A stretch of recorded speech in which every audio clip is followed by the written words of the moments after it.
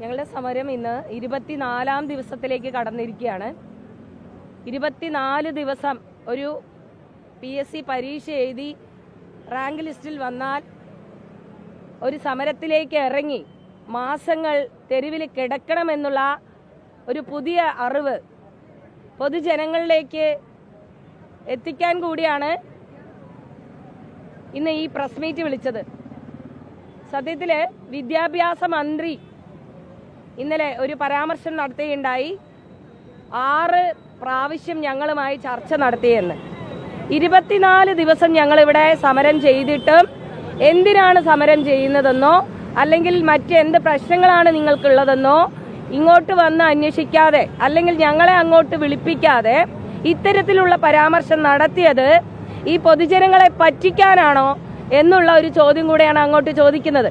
പിന്നെ അതുപോലെ ഞങ്ങൾ 10 ദിവസം ഇവിടെ കഠിനമായ സമരമുറകൾ നടത്തി 10ാമത്തെ ദിവസം അദ്ദേഹത്തെ സന്ദർശിക്കുകയുണ്ടായി.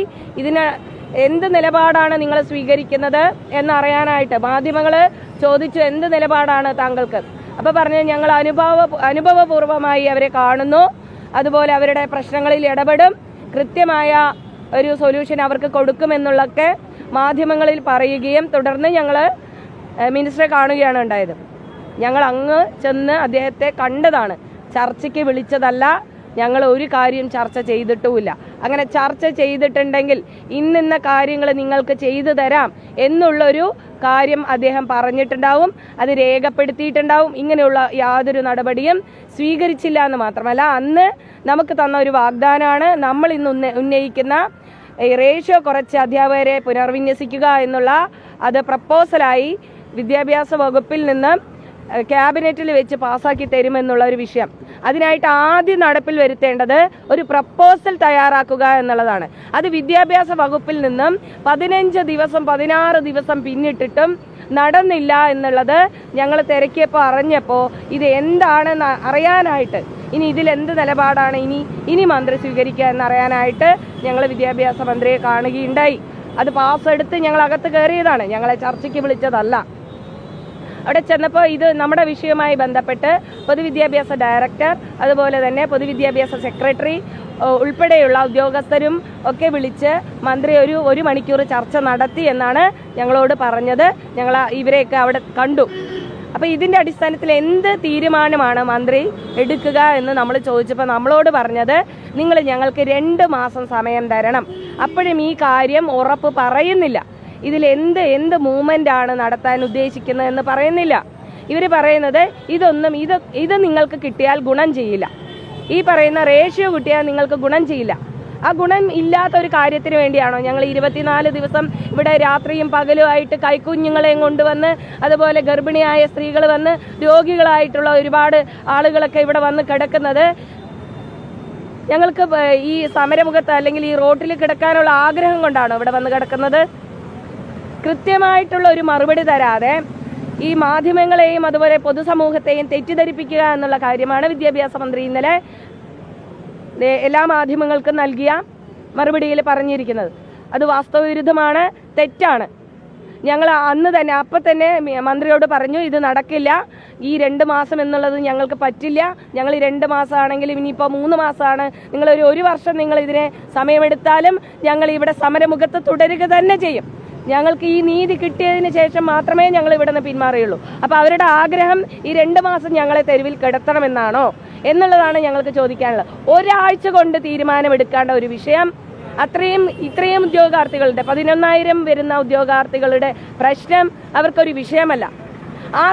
അതേ സമയത്ത് തന്നെ ഈ കഴിഞ്ഞ 24-ാം തീയതി ഭിന്നശേഷി നിയമനവുമായി ബന്ധപ്പെട്ട് മാനേജ്മെന്റുകളുമായി ഒരു ധാരണയുണ്ടാക്കാനായിട്ട് ഒരു സർക്കുലർ ഇറക്കി തന്നെ ഒരു മീറ്റിംഗ് കൂടുകയുണ്ടായി.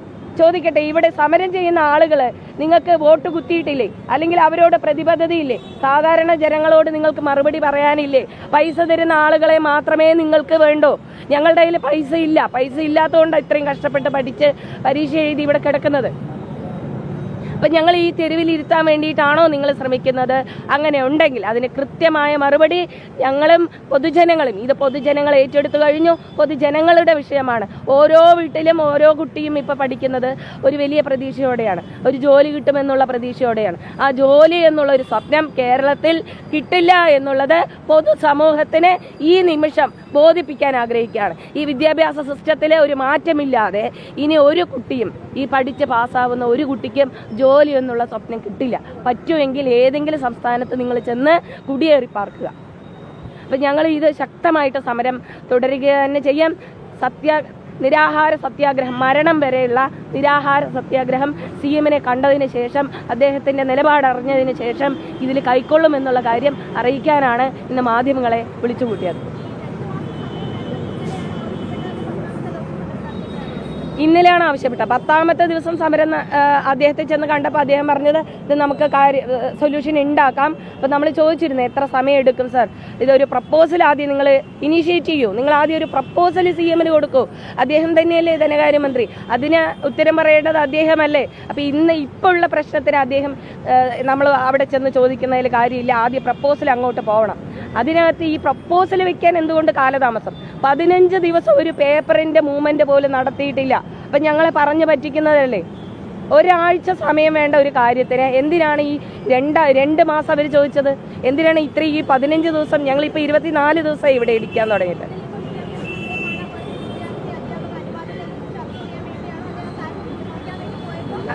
അല്ല, ഇത് ഞങ്ങൾ ഇന്നലെ പോവാനുള്ള കാരണം, ഞങ്ങൾ 16 ദിവസം ഇവിടെ ഇരുന്ന് 15 ദിവസം ഇതിൻ്റെ പുറകെ നടന്ന് പേപ്പർ വർക്ക് ഒന്നും നടന്നിട്ടില്ല.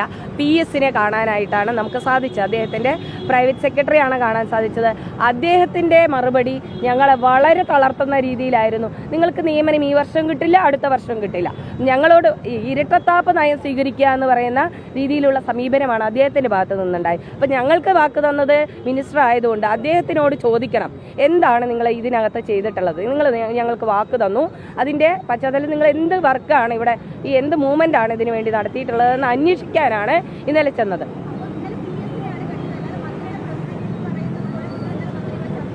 ഇല്ല, ചർച്ച നടത്തിയില്ല. മന്ത്രിയെ കണ്ടിരുന്നു, മന്ത്രിയോട് ഈ കാര്യം ചോദിച്ചു. അപ്പം മന്ത്രി റെസ്പോൺസ് ചെയ്തത് ഇങ്ങനെയാണ്, നിങ്ങളുടെ കാര്യത്തിൽ നിങ്ങൾക്കിതിൽ ഈ റേഷ്യോ കുറച്ചതുകൊണ്ട് ഒരു മെച്ചം ഉണ്ടാവില്ല എന്നുള്ളതാണ് നമ്മൾ മനസ്സിലാക്കിയത്. അതുകൊണ്ട് ഞങ്ങൾക്കിത് പഠിക്കാനായിട്ട് ഒരു 2 മാസം സമയം വേണമെന്നാണ് പറഞ്ഞത്. അപ്പം ഇത്രയും കഴിഞ്ഞ സർക്കാരിൻ്റെ, ഞാൻ ചോദിക്കട്ടെ, കഴിഞ്ഞ സർക്കാരിൻ്റെ കാലത്ത് ഈ പറയുന്ന ഇപ്പോൾ അധികാരത്തിലുള്ള ഈ മന്ത്രിസഭ അല്ലെങ്കിൽ ഈ പറയുന്ന എല്ലാ പൊളിറ്റിക്കൽ ലീഡേഴ്സും ഈ നമ്മുടെ കഴിഞ്ഞ ഗവൺമെൻറ്റിൻ്റെ കാലത്ത് ഈ സമരവേദിയിൽ എത്തുകയും ഞങ്ങൾ പറയുന്ന ആവശ്യങ്ങളൊക്കെ ന്യായമാണെന്ന് പറഞ്ഞ് ഞങ്ങളോടൊപ്പം നിന്നിട്ട് ഇപ്പം എന്തുകൊണ്ട് അവർ ഭരണത്തിലെത്തിയപ്പോൾ ഇങ്ങനെയുള്ള നടപടി സ്വീകരിക്കുന്നു എന്നുള്ളത് വളരെ വ്യക്തമായി ചോദിക്കേണ്ട ഒരു ചോദ്യമാണ്. സമരം തീർച്ചയായും തുടരും. ഞങ്ങളുടെ ആവശ്യം റേഷ്യോ കുറയ്ക്കുക എന്നുള്ളത് മാത്രമല്ല, ഈ ഒരു കാര്യത്തിലാണ് ഇത്രയും ഞങ്ങളെ നീട്ടി വലിപ്പിച്ച് ഇവിടെ കിടത്തിയത്.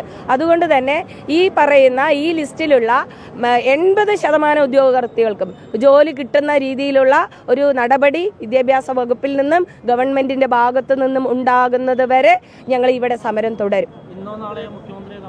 ഇന്ന് മുഖ്യമന്ത്രിയെ കാണും. കണ്ടതിന് ശേഷം നിരാഹാര സത്യാഗ്രഹം, മരണം വരെയുള്ള നിരാഹാര സത്യാഗ്രഹം പ്രഖ്യാപിക്കുകയാണ്. ഞങ്ങൾക്കിനി ജീവിക്കണമെങ്കിൽ ജോലി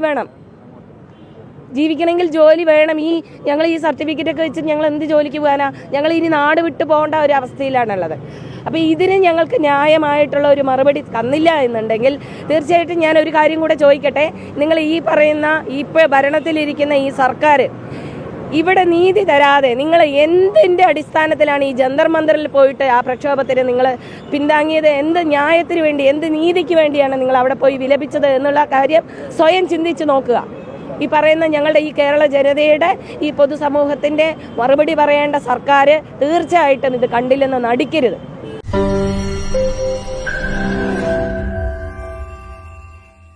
ലോകത്തെവിടെയായാലും ഏത് സമയത്തും 24 വാർത്തകളും ഓഗ്മെന്റഡ് റിയാലിറ്റി പാക്കേജുകളും എക്സ്പ്ലെയിനറുകളും വിശദമായി കാണാൻ ഞങ്ങളുടെ യൂട്യൂബ് ചാനൽ നിങ്ങൾക്ക് സബ്സ്ക്രൈബ് ചെയ്യാം.